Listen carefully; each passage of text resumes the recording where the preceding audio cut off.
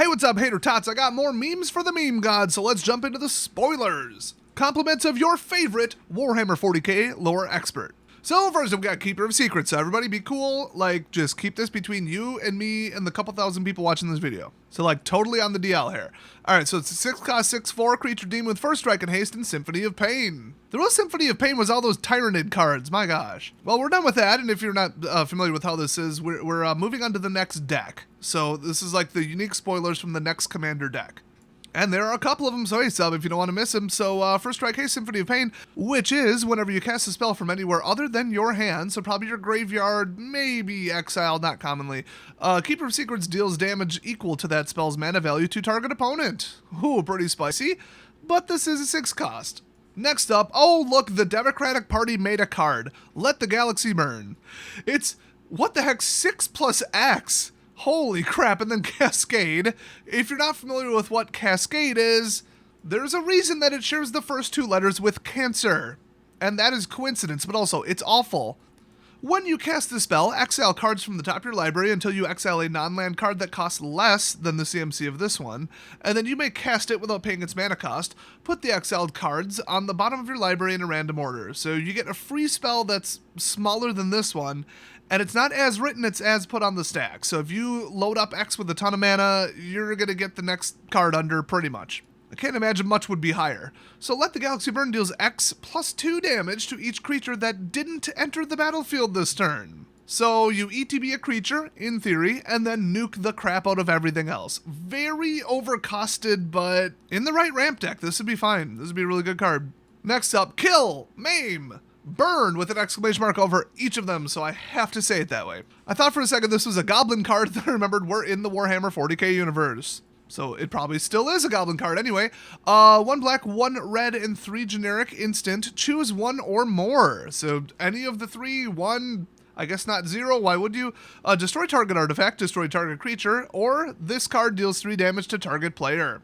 That's just kind of neat, but for 5, I mean, the bar is a little higher than this for commander power level. I mean, we've got charms from going back to like pretty much all the Ravnicas. So next up, Aspiring Champion. He is actually a professional ping pong player, believe it or not. He just wears the armor because he's actually afraid of the little balls hitting him. But good for him for working past his fears. Very inspiring. So 4 cost 3/3, Astartes Warrior. Los Astartes son mi favorito. So Menace, Ruinous Ascension. When Aspiring Champion deals combat damage to a player, sacrifice it. If you do, reveal cards from your library, or the top of your library, until you reveal a creature card. Put that card onto the battlefield, then shuffle the rest in your library. Wow. If that creature is a demon, it deals damage equal to its power to each opponent. And he's a 3/3, so I mean 3/3 Menace, he might get through. And then you just free cast the next thing. I mean, you have to bring him in, he doesn't have haste, wait a turn, have him not get destroyed, then get him through the line. Get him to somehow do damage. I mean, you could rig him up some equipment or some auras or something, but yeah, I mean, there's easier free cast than this, and it's not a tutor with it, but still, like this, if it was in standard, I would say this is overpowered. In commander, sure. Next up, Magnus the Red. He is a 5 cost 4/5 legendary creature, Demon Primarch in blue-red with flying and unearthly power. Instead, I can read instant and sorcery spells that cost 1 less. Oh my gosh, I lied. Let's rewind the tape, dang it. Unearthly power. Instant and sorcery spells you cast cost 1 less to cast for each creature token you control. And then Blood of Magnus. Whenever Magnus the Red deals combat damage to a player, create a 3/3 red spawn creature token. Ooh. Well, it's a shame he's living a lie. He's Magnus the Red and Blue. He just doesn't want to admit that he's playing Izzet colors. And neither does anybody. Next up, the Horus Heresy. How dare he? In the official 40k lore, he wrote the final season of Game of Thrones. So this doesn't have read ahead, it's a normal saga, costs 6 though, hello, triple color, and for each opponent, gain control of up to 1 target non-legendary creature that player controls, for as long as the Horus Heresy remains on the battlefield, which is not long because it goes away after a couple turns.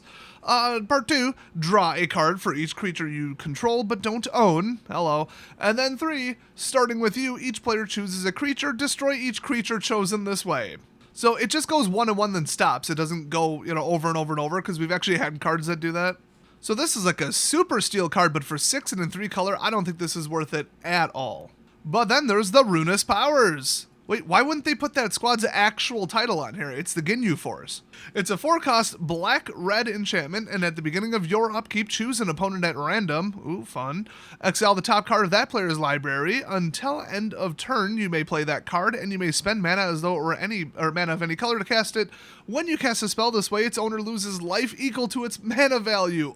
Oh ho ho! Every upkeep. Oh, this is like vicious while also being kind of fun while also being kind of random. Now, I feel like you should have been included as the player, not just opponents. That would have been almost more fun, but sure. Next up, it's your favorite fairy tale villain, I don't know, Slippity Bilepiper.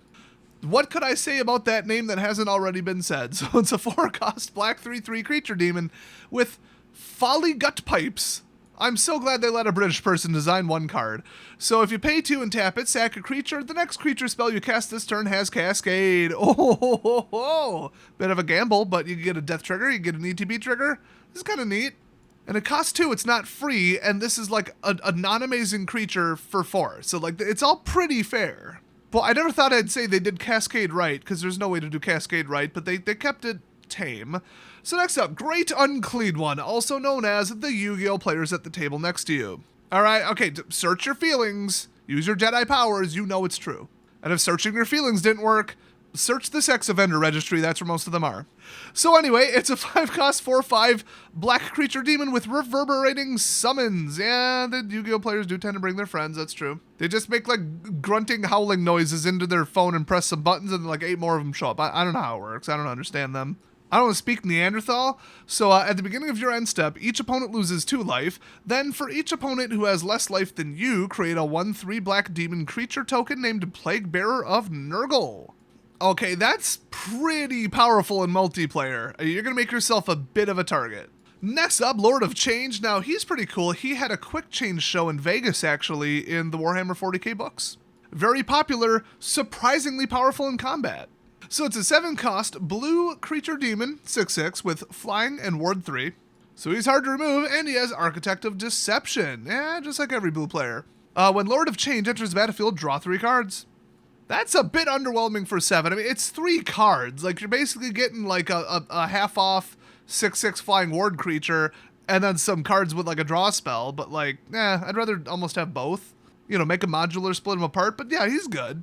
Next up, Pink Horror. Yes, I also followed that drama on YouTube. I think if the FDA wouldn't have stepped in, that pink sauce would have killed more people than AIDS. So this is a 5-cost blue-red 4/4 creature demon horror with, what does that say? Coruscating? Yeah, coruscating flames. It looks like they might have changed the font for this, which is kind of wild. Whenever you cast an instant or sorcery spell, Pink Horror deals 2 damage to any target. Oh, good. Encourage spell spamming. That's what we need. Then split. When it dies, create 2/2/2 blue and red demon horror creature tokens named Blue Horror. With when you cast an instant or sorcery spell, this creature deals 1 damage to any target. Oh, that's basically a D&D ooze. Which is also a callback to Pink Sauce. I didn't even realize that.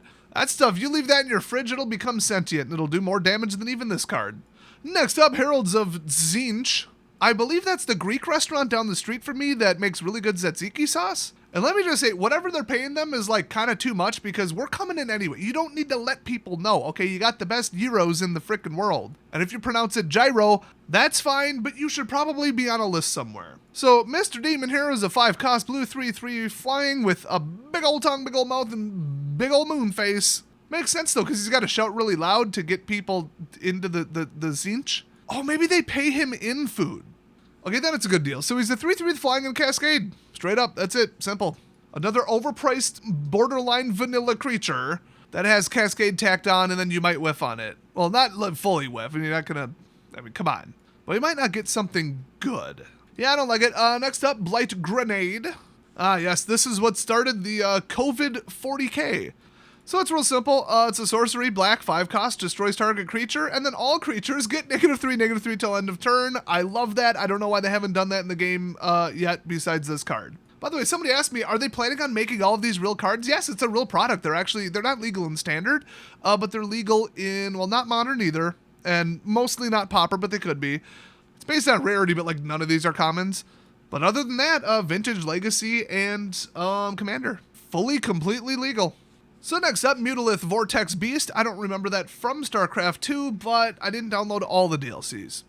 So it's a 6-cost green and blue 6/6 mutant beast with trample and warp vortex. Ooh, when this card enters the battlefield, flip a coin, really. For each opponent you have, for each flip you win, draw a card. For each flip you lose, it deals 3 damage to that player. Haha, heads I win, tails you lose. Next up, ooh, it's Mandate of Abaddon, one of my favorite things from the lore. Okay, so this is when, and you can see him in the picture there, Joe Biden signed his least popular executive order, making it illegal to discriminate against furries. The uprising and the level of violence after this, well, I mean, look at the art.